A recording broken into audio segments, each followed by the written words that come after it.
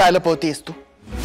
अगं ज्या शाळेसाठी तू स्वतःच्या जीवाचं रान केलंस त्या शाळेचा विषय सुद्धा काढत नाहीस तू. तू अशीच गप्प बसणार असशील ना आणि काहीच सांगणार नसशील ना तर मी पण तुझ्याशी काहीच बोलणार नाही. आदू आदू काही झालं तरी शाळा होणार नाही.